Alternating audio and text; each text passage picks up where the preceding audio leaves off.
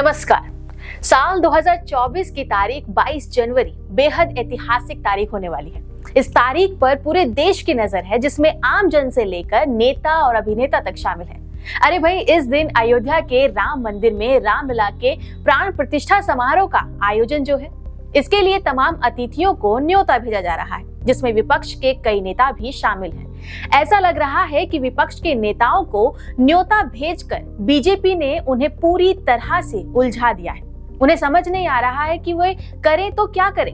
विपक्ष को इस बात का डर है कि लोकसभा चुनाव 2024 से पहले बीजेपी राम मंदिर का पूरा श्रेय अपने खाते में लेगी। उसे पता है कि बीजेपी राम मंदिर के इस समारोह को इतना बड़ा और भव्य बनाएगी कि जिसे दुनिया देखेगी। विपक्ष के सामने दुविधा ये है कि वह आयोजन में जाने से मना करेगा तो फंसेगा, वहां जाएगा तो भी फंसेगा। लोकसभा चुनाव में तय है कि बीजेपी राम मंदिर का श्रेय तो लेगी। ऐसे में इसका श्रेय लेने से उसे कैसे रोका जाए, इस पर भी विपक्षी दलों में मंथन हो चुका है। ये कहना गलत नहीं होगा कि बीजेपी ने राम मंदिर मुद्दे पर विपक्ष को पूरी तरह से धर्म संकट में डाल दिया है। विपक्ष के जिन नेताओं को निमंत्रण मिला है, उनमें सोनिया गांधी, कांग्रेस अध्यक्ष मल्लिकार्जुन खड़गे, अधीर रंजन चौधरी, सीताराम येचुरी सहित कई नाम शामिल हैं। इस कार्यक्रम में प्रधानमंत्री नरेंद्र मोदी समेत कई मंत्रियों और 4000 संतों के शामिल होने की उम्मीद है।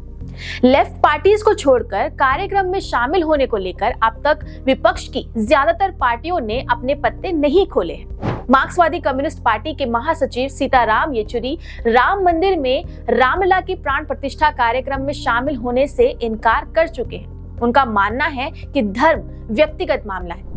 लेफ्ट पार्टी के पोलित ब्यूरो ने एक बयान जारी करके कहा कि ये सबसे दुर्भाग्यपूर्ण है कि बीजेपी और आरएसएस ने एक धार्मिक समारोह को स्टेट स्पॉन्सर्ड प्रोग्राम में बदल दिया है, जिसमें सीधे प्रधानमंत्री, उत्तर प्रदेश के मुख्यमंत्री और बाकी अधिकारी शामिल हो रहे हैं। हालांकि कांग्रेस को इस इनविटेशन ने पूरी तरह से उलझा कर रख दिया है। कांग्रेस अब तक साफ नहीं कर पाई है कि उसके नेता कार्यक्रम में हिस्सा लेंगे या नहीं लेंगे। कांग्रेस के जिन नेताओं को श्री राम जन्मभूमि तीर्थ क्षेत्र ट्रस्ट ने न्योता भेजा है, उनमें सोनिया गांधी, मल्लिकार्जुन खड़गे और अधीर रंजन चौधरी के नाम के साथ साथ ex prime minister Manmohan Singh को भी निमंत्रण दिया गया है।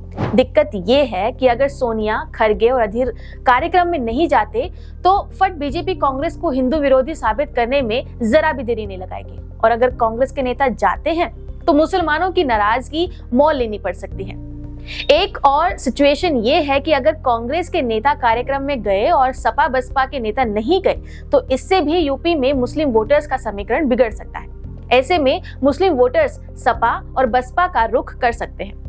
हाल के कुछ सालों में कांग्रेस मुसलमानों का भरोसा जीतती हुई दिखी है। तेलंगाना में कांग्रेस की जीत इसका अच्छा उदाहरण है। वहां बीआरएस से पल्ला झुकाकर मुसलमानों ने कांग्रेस का हाथ थामा। सबसे ज्यादा संसदीय सीटों वाले यूपी का एग्जाम्पल ले तो यहाँ सपा की सबसे बड़ी ताकत मुस्लिम वोटर्स के साथ उसका खड़ा होना है। बसपा और कांग्रेस को भी उनका वोट मिलता है। बीजेपी को चुनौती देने वाली पार्टी की तरफ मुस्लिम वोट एक तरफा पड़ता है। राष्ट्रीय स्तर पर कांग्रेस बीजेपी को सबसे बड़ी चुनौती पेश करती है। ऐसे में कांग्रेस बिल्कुल भी मुस्लिम वोटर्स को नाराज नहीं करना चाहेगी। हिंदुओं पर बीजेपी की पकड़ की वजह से पिछले कुछ सालों की राजनीति में बड़ा फर्क आया है। बीजेपी ने एक तरह से दूसरी पार्टियों को मजबूर किया है कि वे हिंदुओं के मुद्दे को दरकिनार नहीं कर सकती, और यही कारण है कि सभी पार्टियों के लिए प्राण प्रतिष्ठा कार्यक्रम के इनविटेशन को ठुकराना इसलिए मुश्किल है क्योंकि इससे हिंदू वोटर्स बिगड़ जाएंगे। इंडिया अलायंस की ज्यादातर पार्टियों ने मुस्लिम समर्थन पाकर पहचान बनाई है। इनमें से कई पार्टियां ऐसी हैं जिन्होंने या तो राम मंदिर आंदोलन का विरोध किया था या फिर इससे दूरी बनाकर रखी थी। सन 1990 में लालू प्रसाद यादव के कार्यकाल में ही बिहार में रथ यात्रा को घुसते ही रोक दिया गया था। इस यात्रा का नेतृत्व कर रहे लाल कृष्ण आडवाणी, इनको गिरफ्तार किया गया था। उसी साल यूपी में मुख्यमंत्री रहे मुलायम सिंह यादव ने कार सेवकों पर गोलियां भी चलवाई थी। अब राम मंदिर आंदोलन से लेकर राम मंदिर बनने तक का सफर लोगों ने अपनी आंखों से देखा है। यही नहीं, इस पूरे आंदोलन से कई पीढ़ियां जुड़ी हुई हैं। ऐसे में सच को छुपाना या तोड़ मरोड़ कर दिखाना मुमकिन नहीं है। यहाँ बीजेपी के पास एक बड़ा एडवांटेज है और उसी का बीजेपी फायदा उठा भी रही है। लेकिन बाकी पार्टियों, खासतौर से इंडिया गठबंधन के लिए ऐसा कर पाना मुमकिन होगा या नहीं, ये देखने वाली बात है। आपका इस पूरे मुद्दे पर क्या कहना है, हमें कमेंट करके जरूर बताएं। नमस्कार।